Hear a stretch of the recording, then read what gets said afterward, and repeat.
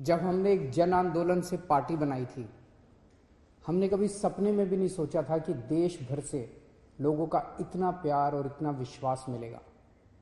इन 8 सालों में आपकी पार्टी ने दिल्ली में 3 बार सरकार बनाई है और पंजाब में मुख्य विपक्ष के रूप में उभर के आई है।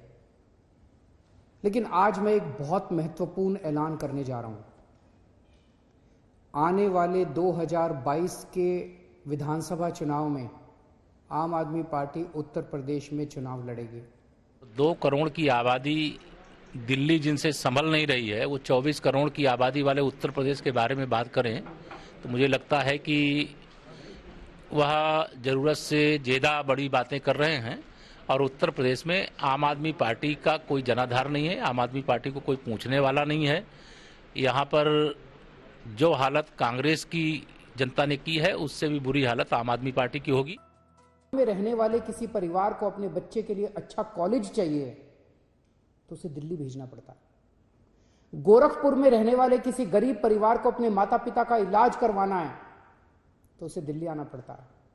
आखिर क्यों?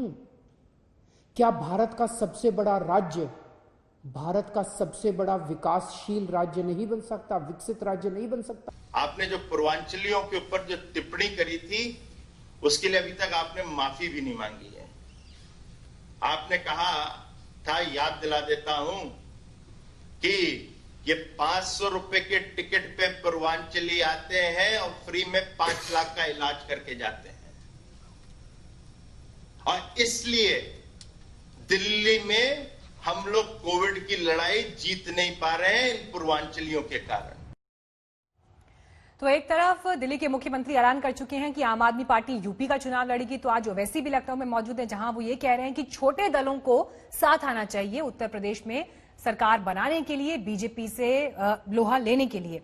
लेकिन असदुद्दीन ओवैसी ही नजरें गड़ाए बैठे हैं पश्चिम बंगाल में भी, और मुस्लिम वोट बैंक पर ये नजर। लेकिन पश्चिम बंगाल की अगर बात करें तो वहां पर मुख्य टक्कर जो आने वाले चुनाव में दिखाई देती है वो टीएमसी और बीजेपी के बीच दिखाई देती है, क्योंकि पिछले लोकसभा चुनाव के जो नतीजे आए उसके बाद बीजेपी के हौसले काफी बुलंद हैं और वो ममता बनर्जी का किला ढहाना चाहते हैं।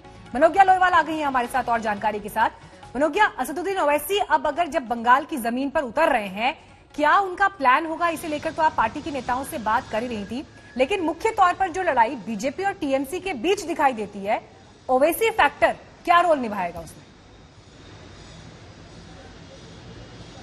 देखिए, 3 बड़ी बातें हैं। ओवैसी फैक्टर, पहली बात, ओवैसी बहुत अच्छे से जानते हैं कि एंटी इनकम्बेंसी मुख्यमंत्री ममता बनर्जी के खिलाफ है। ऐसे में फायदा उठाने के लिए मीम को बहुत ही बड़ी जमीन मिलेगी।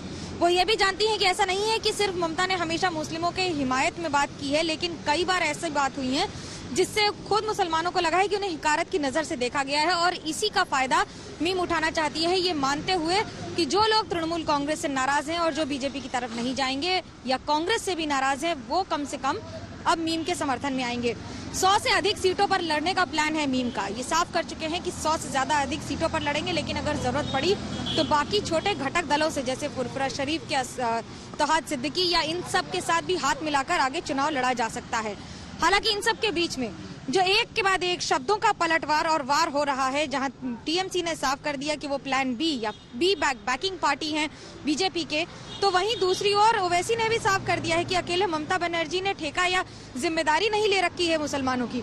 तो अब जो वोट बैंक है, जो बंटने और बांटने की तैयारी हो रही है, उसके मद्देनजर दिलचस्प होगा ये मुकाबला, जहां मीम ये जानती है कि उनका एक सिलेक्टेड वोट बैंक है। ऐसे कई इलाके हैं, 30% से ज्यादा मुस्लिम है बंगाल में, जो ये चाहते हैं कि किसी न किसी तरह से एक नया एंट्रेंट हो राजनीति में, जो न सिर्फ उनके साथ हो बल्कि हो सकता है उनके लिए बात भी करे यहाँ पर। शुक्रिया मनोज्ञा आपका इस जानकारी के लिए।